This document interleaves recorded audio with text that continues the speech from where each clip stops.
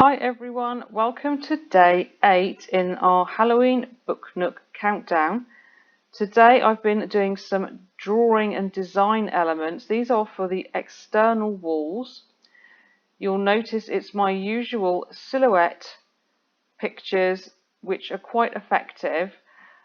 These are in black, but according to our key they should be in red because we'll be cutting them in craft board, but I like to have them in black to get the impact of the whole scene.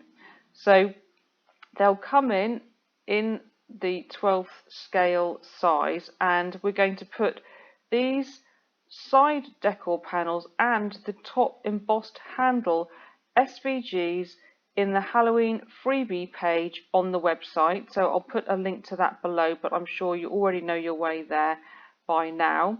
And I'm just going to show you quickly, because of course these are only my ideas. It's very easy for you if you wanted to create your own side panel, because your Halloween Book Nook might not have quite a dark and gothic theme as mine is going to have. So if we ungroup this and you click on here, you can see that this panel is exactly 9 by 10.5 inches, and that is the size of the side panel.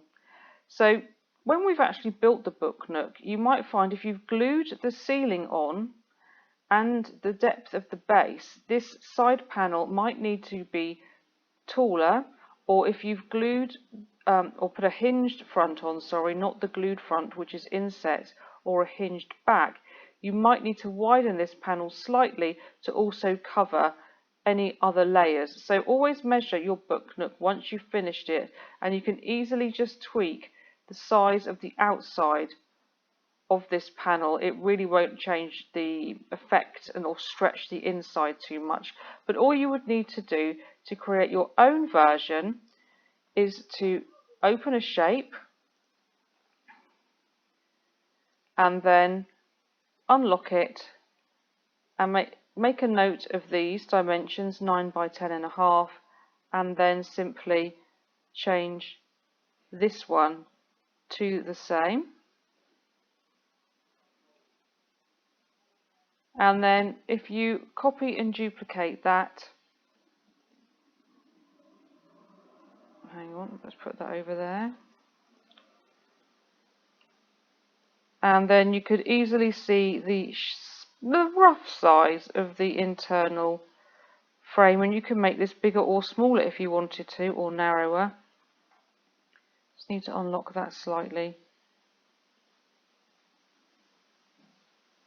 And then we can just bring it over here. Let's zoom out a little bit. Let's get that one out of the way. Align them first so that they are centered on each other, and then slice. And then delete the bits you don't need. And then you've got two frames there, and because you've got two sides, again I would copy and duplicate that, and then all you'll need to do is import any SVG. A silhouette is better, and you can simply weld that in place. So if we go and get a silhouette now, let's have a look. I have got one here of a sleigh, so let's put that one in. It's a little small at the minute, so make it larger.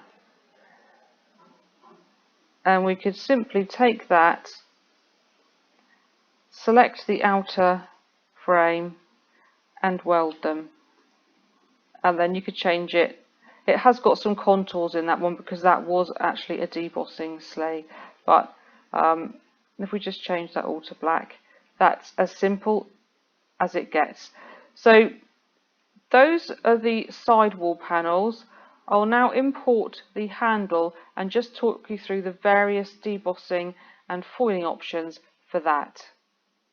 Okay, so now we have the embossed handle, the Halloween embossed handle, and as you can see it's just some pumpkin vines and bats, and again you could put anything you like here.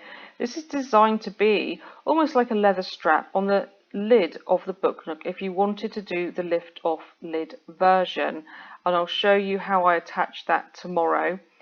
We're waiting on some lights arriving from Amazon, which is why we're not doing the ceiling lighting tutorial today. So again, you can see it's come in with the inch square. This measures 6.5 by 1.5. You might want to make it slightly longer, shorter, thinner or wider, that's up to you. We'll go over here and you can see there's several different cut files over here, and we don't need the green square. We do want to cut at least one layer of craftboard, but I'd say 3, and then we've got 3 different cut images over here. One of them, you can't see it, but if I ungroup them and then click on this one, there's 2 layers to this one. They both say cut, but actually one of them is cross hatches for debossing, and we also want to, well, we want to change both of them to debossing, and it will deboss the outline and then a cross hatch if you have the debossing tip.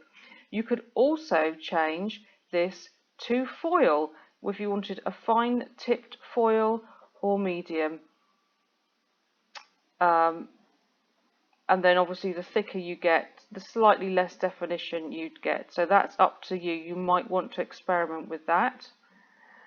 And also this one here is just the outline, although it looks filled in. If we went and changed that now from cut to deboss, you just get the simple outline if you didn't want to have it filled in. So that's up to you. I wouldn't recommend cutting them in craftboard.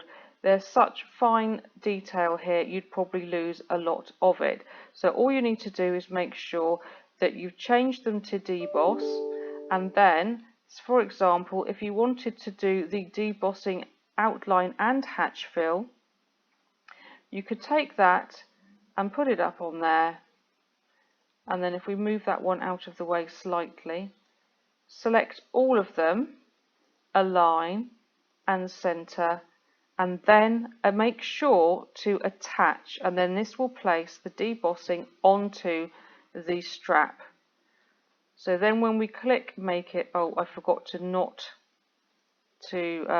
hide this one, so we go and hide that one there, and then when we go to click make it, it asks us for the debossing tip first, and then it will cut around the outside. So always make sure that both of these say fine deboss, or it will try and cut this out for you from the craft board. So that is it for today. We'll be back tomorrow. Hopefully I'll have these made up and glued onto the Book Nook. I've done the cemetery and headstones today and the front panel, so hopefully the lights will have arrived and we'll carry on with day 9 tomorrow. Thank you for joining me, and I'll see you soon.